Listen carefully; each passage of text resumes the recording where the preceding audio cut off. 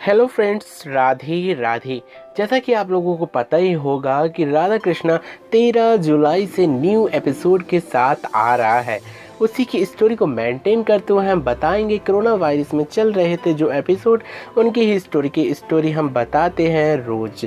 इसी के कारण आप लोगों से हम एक रिक्वेस्ट करना चाहेंगे कि अगर आप लोग मेरे चैनल पर पहली बार आए तो सब्सक्राइब करके बेल आइकन को प्रेस करना ना भूलें, ताकि राधा कृष्णा के न्यू एपिसोड की स्टोरी सबसे पहले मिल सके आपको हमारे इस चैनल पर। तो बात करते हैं हम आज की स्टोरी के बारे में। अगर आज की स्टोरी की बात करें या पिछले एपिसोड की स्टोरी के बारे में बात करें तो हम बात वह कर रहे हैं उस समय की स्टोरी के बारे में कर रहे हैं जब कृष्ण अर्जुन गाथा के समय श्री कृष्ण ने स्वयं कहा था कि कृष्ण कहते हैं कि महाभारत का जो ट्रैक आने वाला है उसके ही बीच बीच में श्री कृष्ण ने जो भी कुछ कहा था उसके ही अनुरूप हम बात कर रहे हैं।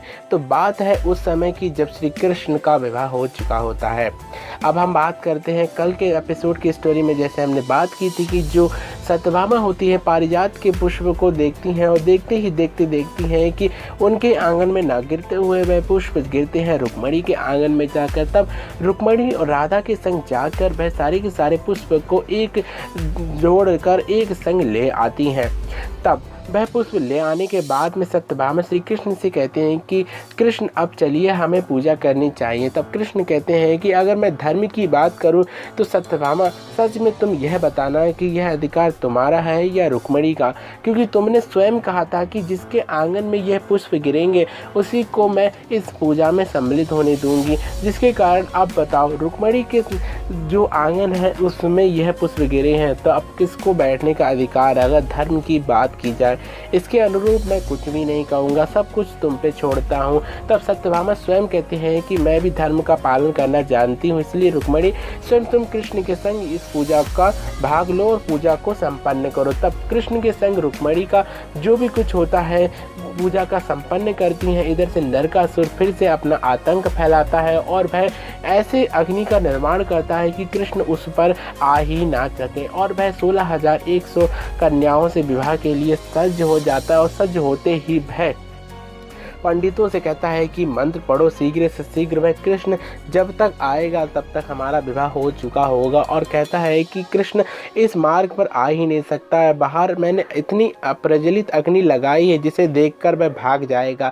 तब पीछे से एक सैनिक आता है और कहता है कि कृष्ण आ गया है और कृष्ण वहीं पर अग्नि के पीछे खड़ा हुआ है। यह बात को देखते हुए नरकासुर हंसने लगता है और 16,100 जो कन्याएं होती हैं वह बहुत ही ज़्यादा डरने लगते हैं। इधर से कृष्ण वरुण देव का आह्वान करते हैं गरुण का, और गरुण जैसे ही आते हैं और कहते हैं कि आपको एक कार्य करना पड़ेगा, इस अग्नि को आपको अपने पंखों के माध्यम से बुझाना पड़ेगा। तब जो गरुण जी होते हैं वह सारी की सारी अग्नि को बुझा देते हैं। अंत में श्री कृष्ण नरकासुर को ललकारते हैं और कहते हैं कि नरकासुर तेरे अंत का कारण मैं ही बनने वाला हूँ, स्वयं तेरा काल ही तुझे पुकार रहा है और आकर बाहर मेरी प्रतीक्षा कर रहा हूँ, आकर तू मेरे और देख, क्योंकि आज तेरी मृत्यु होने ही वाली है। यह बात को सुनते हुए कृष्ण की बात नरकासुर कुछ भी नहीं कहता है। अंत में वह श्री कृष्ण के आमने सामने युद्ध के लिए जाता है। तब श्री कृष्ण कहते हैं कि नरकासुर तूने स्त्री के मान का भंग किया, इसके कारण तेरा दोष ही मृत्यु का कारण है।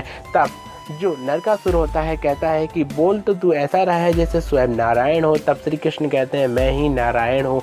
तब कहते हैं कि तू नारायण है तो ये नारायण के 4 अस्त्रों को अपने ऊपर सवार कर दे। तब नरकासुर श्री कृष्ण पर नारायण अस्त्र का प्रयोग करता है, जिसके कारण वह नारायण अस्त्र जो होता है श्री कृष्ण में समाहित हो जाता है।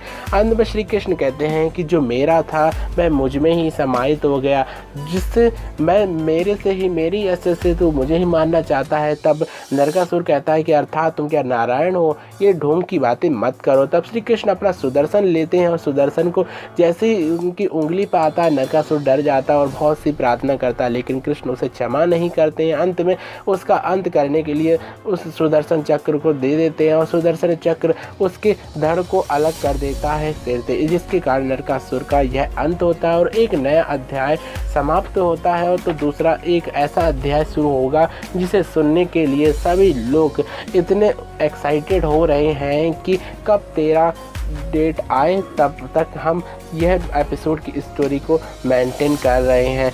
जब तक के लिए आप लोगों से सभी के मन में यही रहता होगा कि 13 जुलाई कब आए, तो इससे फिक्र करने की कोई बात नहीं। अब 2 दिनों के बाद आपको राधा कृष्णा के न्यू एपिसोड की स्टोरी के बारे में हर अपडेट मिलेगी इसी चैनल पर। तो प्लीज़ आप लोगों से यही रिक्वेस्ट रहेगी, आप लोग इस चैनल को सब्सक्राइब कर लें। हमारा केवल अब बीच में केवल एक ही दिन है, कल है संडे। इसके कारण आप लोगों से यही रिक्वेस्ट करना चाहेंगे कि आप लोग हमारे इस चैनल को सब्सक्राइब कर लें, ताकि आप लोगों को भी राधा कृष्ण से जुड़े हर अपडेट मिल सके सबसे पहले हमारे चैनल पर। दोस्तों फिर से मिलेंगे ऐसी नई वीडियो के संग और ऐसी नई अपडेट के संग। तब तक के लिए मेरे साथ प्यार से बोलिए राधे राधे।